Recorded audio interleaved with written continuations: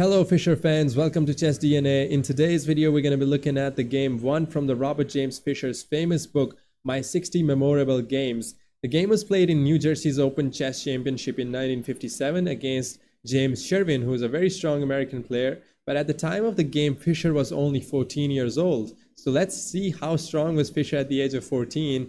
And I'm personally very excited to start this series of videos for you guys where I'll be covering every game from this book in a new video. So there is a lot to learn from this book, and let's see how the game progresses. So first of all, there is no surprise with the first move that the Fischer chooses is e4.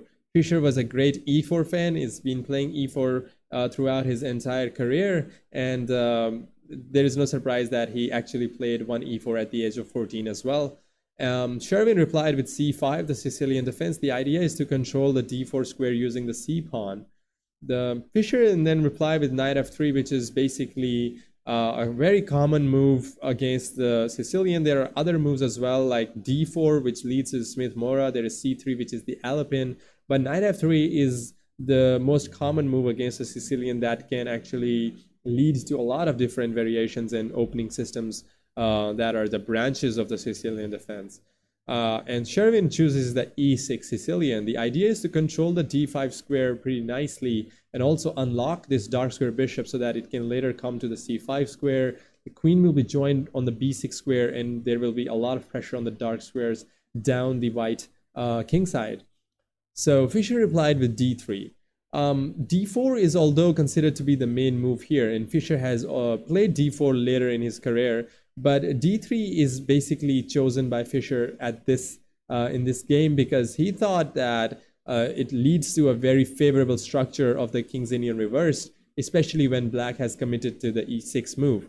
So particularly this is called the King's Indian attack versus a French defense. And Fischer's idea is to not develop the bishop on the c4 or b5 square. Rather, he will be playing g3, bishop g2, and fianchettoing the bishop, and giving that light square bishop a defensive role around the king rather than an attacking role, which he later used to do in his career. So Sherwin replied with knight c6, and just like we mentioned, Fischer replies with g3, and he wants to play bishop g2 and castles. Knight f6, bishop g2, bishop e7, castles, and castles. So here Fischer actually plays knight b to d2. His idea to avoid knight c3 is because knight on c3 will not be doing all that much because, as we said, e6 move controls d5 beautifully, and there's a pawn on e4. So there is no, future for knight on c6, knight on c3, because it will never be ready to jump on the d5 square. It is beautifully controlled by a lot of Black's pieces. So Fischer rather chooses to put the knight on d2. His idea could be to play rook to e1 and then play the knight to f1. And play this h4, h5 move, and then reroute the knight to the h2, g4 square, or maybe to e3 square from the f1. So he wants to use that f1 square as a pivot point to maybe jump to e3 or h2 and then land it to the g4 square for the attack. So very common strategy in the King's Indian attack. So Sherwin replies with this mysterious rook move, rook to b8.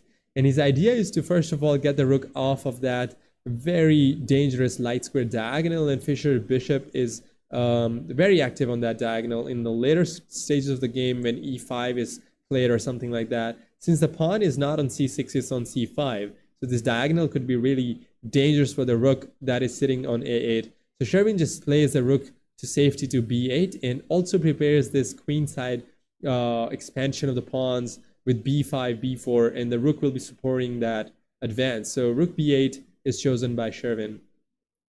Fischer goes rook e1. He wants to support the e pawn, and also, like we mentioned, he wants to vacate the f1 square so that knight can actually use that as a pivot point to jump to that e5 square, maybe h2, and then knight h2, and then knight g4 is the idea. So Sherwin just plays that d6 move in order to build a little pawn chain, not a pawn chain, but a move that he would like to create space for the bishop on d7, and is also a very thematic Sicilian structure. So Fischer follows it up with c3. He prepares d4, and Sherwin actually goes b6. He wants to maybe put the bishop to b7. Maybe he wants to put the bishop to a6. So let's see how the game goes on. d4, Fischer grabs the initiative in the center, and queen c7, and now Fischer goes e5. So Fischer is just, going all out with his pawns in the center, grabbing a lot of space in the center. So Sherwin actually puts his knight to d5, and then Fischer actually grabs the pawn on e6. Sherwin recaptures with the bishop, and now Fischer has this beautiful square for his knight on e4. So now he does not need to go to, that maneuver knight f1 to e3. Now he has a beautiful square for his knight, so immediately sees that and puts his knight on e4.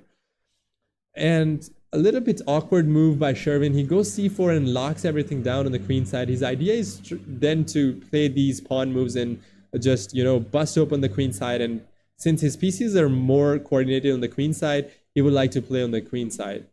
And Fischer just first of all trades off his knight with the dark square bishop, so that now he has a very clean bishop pair, which Fischer really loved to have against his opponents, especially in the games when he had the white pieces.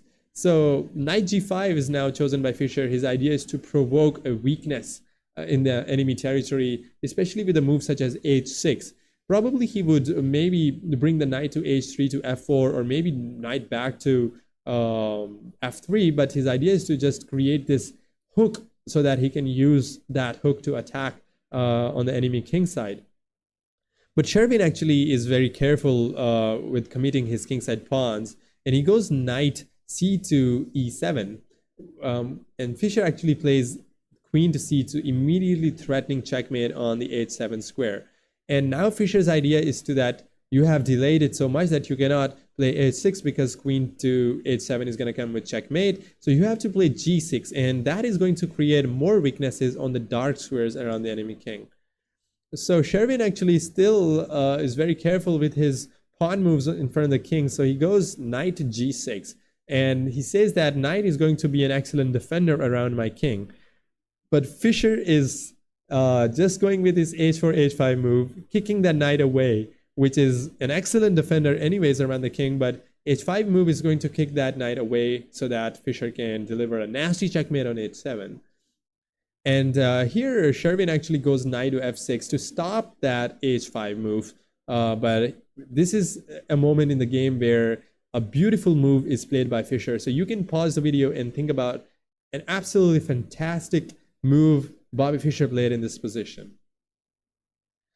So I hope you guys found this beautiful sacrifice, knight takes on h7, with the idea that Fischer spots the queen and the rook are just aligned on these dark square, and especially this f4 square can be used by the dark square bishop to win the rook on b8 square. The mysterious move that Sherwin played right in the opening, rook b8, is now gonna cost him a lot because the queen is gonna get pinned, and the only piece that is defending the f4 square, or basically not allowing Fischer to land the bishop on f4, is this knight on g6. And the idea is that if you capture with the king, then there is this move gonna come that is h5, and this is going to be really deadly. Let's see what happens. So king takes on h7, and suddenly there is this move h5, or immediately bishop f4 is also very nice. In fact, h5 does not work. In fact, if we go h5, he's just going to take back here. But immediately bishop to f4, like after let's say, here you just take and bishop f4, and you cannot take because the knight is pinned. That is the idea. And this is incredible because you cannot even take with the knight on f6, because then you are going to get the h5 move in, hitting that knight, and once this knight moves, this f4 square is going to be vulnerable, so that the bishop is going to just grab that rook. So for example, knight moves away, then bishop f4. So very pretty tactic used by Fischer in this position, spotting that knight h7. Brilliant move. So Sherwin thought there is not much to do, and he grabs it because otherwise if he does nothing, then he's just going to lose that knight on f6, and the king side structure is going to be weakened. Let's say you just, don't take it, go king h8. Then it's going to be even worse. You're simply losing, first of all, the rook. And also a lot of moves are winning. Knight takes on f8 is winning. Knight takes on f6 is also winning. So you're just going to damage that pawn structure around the king. h5, queen d2, just with the idea of queen h6 is also very deadly. So Sherwin is spoiled for choice, and he has to take here with the knight. And now Fischer pushes his h5 pawn, and Sherwin actually gives up some material back in order to, of course, he cannot avoid bishop f4, but he gives up some material back so that the bishop f4 does not come at all costs. Like if Fischer takes the pawn, then bishop f4 is not coming, because then the pawn will not be controlling the f4 square. But Fischer actually plays bishop f4 first, and once the queen goes back to d8, then he grabs the knight. And he could have grabbed the rook, but he was a great fan of bishop pair. So if he grabs the rook, there are some problems. Maybe bishop b7, and the dark square bishop is going to be under attack. This light square bishop is also under attack after like bishop b7. So Fischer, very clinical, decides to take the knight. And after Sherwin saves his rook by playing rook b7, Fischer just, invades the castled king by going h6, blowing open the position.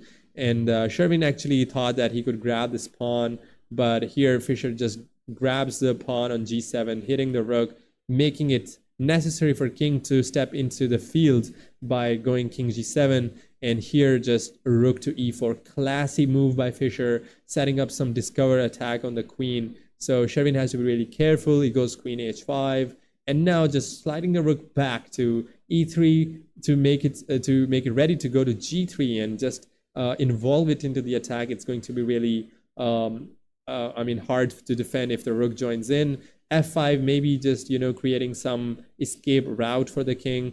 But now not rook to g3 check, but attacking the queen, checking the queen, rook to h3. And now the queen goes back to d8. So one defender has been pushed away from the defense of the king. Now look at these pieces. Look at these pieces of white. Very active, very attacking. And first of all, he gives this bishop e5 check, knight blocks, and now just queen to d2. His idea is to just go queen h6 checkmate to follow. And now, king f7, queen g5. And now he's trying to defend, but is completely winning for white. Bishop f6, hitting the queen. He grabs the bishop, and he thought that if queen takes, then he's going to take back. But first, Fischer throws this in-between move, rook to h7 check, skewering the king to the rook. And also, once the king moves away, he's going to grab the queen. So king moves away, and now he grabs the queen on f6. And this is completely winning for white. So he grabs the rook. If he grabs the queen, by the way, then he can simply take the rook with the bishop or the rook. Let's say you take with the bishop. And after you take, white is going to be one entire rook up, and it's completely winning position. So for that reason, Sherwin actually decided to take rook for I don't know what reason. It's completely losing for him. Bishop to c6 check, and that's where Sherwin threw the towel. And a beautiful game was registered in the history of chess books by Robert James Fischer at the age of 14. So I hope you guys enjoyed this video. We'll be coming up with a series of videos. In the next video, we'll be covering the game 2 from his book, and we'll see the pattern with which Fischer destroyed his opponents, and we have a lot to learn from his games. So I hope you guys enjoyed. I'll be seeing you guys in the next video. Stay tuned. Bye.